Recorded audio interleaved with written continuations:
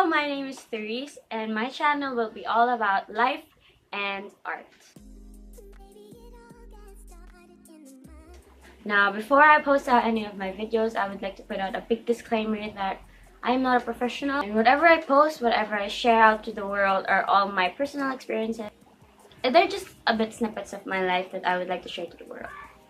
As the title says, this video will be all about 6 helpful and effective self-care tips that you can do just at home. Now, again, a big disclaimer that these are all things that have worked for me.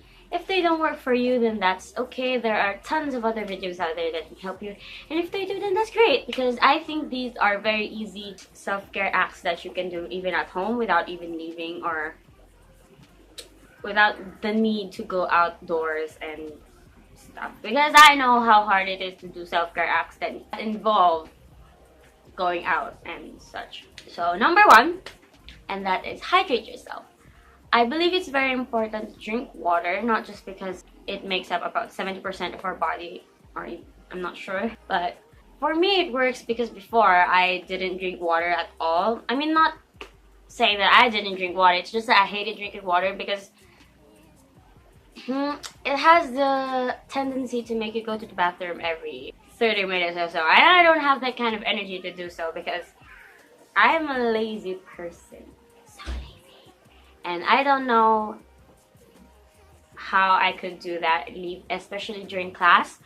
I don't know, it gets me anxious to raise your hand, and instead of answering a question or asking a question, you're gonna say, I need to go to the comfort room or washroom, and that's just it grates on my nerves. So as much as possible, I tended not to drink unless it was recess or lunchtime, and I would only drink like half a bottle of water because I couldn't drink much.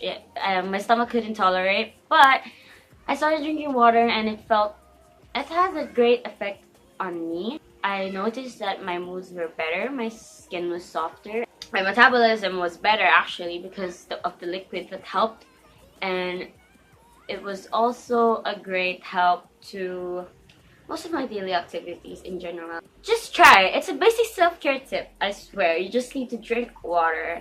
Like, keep a bottle of water in your room. For me, I keep it in a tumbler from Starbucks, and I drink I try to drink at least 3 cups a day or so. I can't do 8. Even though it's good that you do 8, I mean, you have to start small. If you're not used to drinking water, then you can't go like blow out and drink 8 every day. I'm sure your stomach will be bloated all the time. So you can start small, like 3, and then 4, and 5, and then eventually you'll never notice. You'll start drinking liters of water like it's normal. Number 2, this one is a very important self-care act that I always tell people that they should do. Stepping away from work. And I know that's hard because especially with schoolwork, there's a lot of schoolwork, especially if you live in the Philippines and all that stuff.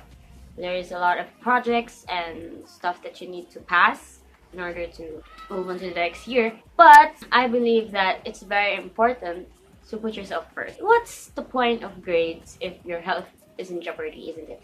And one thing I always tell my friends is that if you feel tired, if you feel like you need some rest, if you don't feel well, it's just better that you take a step back, take a break for maybe 15 to 30 minutes, and then come back. I mean, don't take breaks that take forever. Don't procrastinate. Just don't take breaks that take forever. But if you think that you need to sleep and you don't want to, you want to pull an all-nighter, but you feel ill or you feel exhausted, I suggest you just sleep, because it won't help in the morning. If you're studying for a test but you're really tired and you're really cranky, and then you won't remember everything. Believe me, because I used to do all-nighters, and then I started doing this. Okay, exam tip: you wake up early in the morning, like you sleep maybe around 8 p.m, 9 p.m, 10 p.m is fine, and you wake up 3 hours before your class, or maybe 2 hours, and then you study. Because it is true that your brain is fresh in the morning, so it absorbs information easier. That's one tip. But yeah, just take breaks. Don't be afraid to take breaks. It doesn't matter if you're gonna succeed if you're sick, isn't it? It's just, what's the point of success if you're ill and dying? Number 3. Now this one, I have a Spotify playlist, and I'll put the link down below. But basically, it is composed of lo-fi Actually, it's composed of a lot of things. I have playlists of American artists. I also have a playlist of Korean R&B, Korean indie, and I also have lo-fi, Shilo Dynasty, Joji, and Keshi, and Biosphere, and all that stuff. So I'll put the link down below. But anyway, what I do with my friend is sometimes when we get really tired, I'll put on the Rain app or the Mood app. Just check it out, guys. It's really good. I mean, who doesn't like the rain? I love the rain. It has a really calming effect. And I think the rain is a good companion in many things. So put on the Rain app and pick maybe a drizzle or sometimes a storm, and we play music. Now the most common song that we play with is Like Real People Do by Hozier. And it's a really calming song, and it works to release stress, because that's the whole point of self-care. It's releasing stress and making you feel good about life and about yourself. So I suggest you try that. But of course, it doesn't have to be lo-fi. It can be whatever song you want. It could be upbeat. There's a big difference with how the mood plays out. So if it's a really soft song, I think it works. Number 4. This one is kind of like similar to the previous one. I have this speaker, and I'll show you in a bit. So this one, and it lights. So I know it's magic. So you play music and you can put lights on. There's a different version of this that has different colored lights, but this one just has the dim orange one.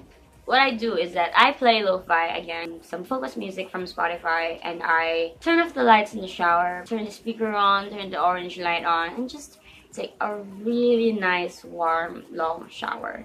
And what it does is it helps me think, because I think that reflecting and actually looking back on your thoughts is a really healthy thing when you do it moderately. Like they say, too much of everything, too much of anything isn't good. So don't overthink, but we should always have a time to reflect on the things that we do and the things that we love. So I think my shower times are a good reflection hour for me. I think about my days, my mistakes, my thoughts, and many things. I have a very opinionated mind, so sometimes I think about certain issues in the shower, but I don't ever voice them out because I'm not sure about anything, and I don't want to be like a keyboard warrior and stuff like that. But I suggest try it out. It doesn't have to be the speaker. You can just like play music, turn off the lights, or light a candle while you're showering, and it's really nice for yourself. Break time. This is my cat Az. He's a Siamese snowshoe, and he's adorable. Say hi. Oh, he's really grumpy. But number 5, keep a journal. I know journals are a bit, they're like too much work. You have to design it. But believe it or not, a journal is your thing. It's a diary that can also be your planner. And I don't think it necessarily has to be pretty. It's your choice. This is why it's called a journal. You can doodle on it. You can put stuff on it, you can put whatever you want in it, and nobody can tell you what to do. You can put in your dreams in the morning, you can write down your feelings, and what it does is it's kind of like having a friend, because sometimes there are feelings and thoughts that we can't share to our friends because it's too personal. So this journal is just for you and your eyes only, unless you're like me and I don't really mind what people see, because I have a lot of doodles on my journal and I let people that buy them. But I think having a journal is very healthy and therapeutic, because bottling up emotions and thoughts can be extremely damaging to yourself, spiritually, mentally, emotionally, and it's great to have an outlet. And it doesn't have to be a person. That's why it's good to keep a journal, to keep track of things so you don't get lost in the jumble mumble of the world, and it basically keeps your thoughts in order. And last but not the least, and the most important thing that I always tell people to do whenever they share problems with me: cut off toxic people. This is pretty self-explanatory. I think a lot of people know that we have toxic people in life, and some of us can't bear to get rid of them as much as they are ruining our lives, ruining ourselves and our growth as a person. From experience, I did have a really toxic person, but you see, I didn't see this person as toxic because I really loved this person, and I treated it as something I had to bear with. If you love a person, you have to stick with their flaws and wait until and help them grow as well. But you see, you have to always put yourself first, and it's not being selfish, it's being true to yourself and caring for yourself and loving yourself, which is why no one can ever tell you that it's wrong to burn bridges if it's a truly destructive relationship on your part. I think it's something that you have to do in order to grow, because this person, I didn't cut him off myself. He cut himself off. But at that point, I wasn't ready. But eventually, I started to realize that he wasn't good for me. He wasn't a person that I could be with, because I would do things, he wouldn't like it, and basically he just stopped me from growing. So the difference is, I've seen this quote somewhere. Someone who truly cares for you wouldn't pick you up like a flower. Because sometimes when we see flowers, we just, oh, it's so pretty, I'll pick it up and take it home and press it. But it ruins its beauty, doesn't it? Pressing flowers and keeping it dried up and hanging it on your wall. Someone who truly cares for you will water you every day, put you under the sun, and even if they can't always be with you, they understand, because that's where you're supposed to be. And that's what relationships are supposed to be like. That's what people are supposed to be like around you. If they're cutting yourself, if they're picking you up, plucking you from your environment and where you're meant to be, then that's not a relationship for you. It's gonna stop you from growing, and it's gonna be very tiring and exhausting for you mentally, spiritually, and emotionally. I promise you, it will feel so much better when you cut yourself off from all the toxicity. And as much as it is painful for you to do it, you have to do it. And you have to push yourself to do it, because no one else is gonna do it for you. They can't butt in your business. It's your life, and you have to learn how to live it. You have to learn how to not let other people control it, and not to let your world revolve around people. So you have to put yourself in the center, and it's not being narcissistic, or maybe it is. But if it makes you happy, as long as it doesn't jeopardize other people's feelings or careers and whatsoever, then that's really good. It's really important to put yourself first. So yeah, those are my 6 simple acts of self-care. I have a ton more. I have a whole lot more, but these are the basic ones that I feel are very important, because others are pretty basic. Just eat, keep yourself moving.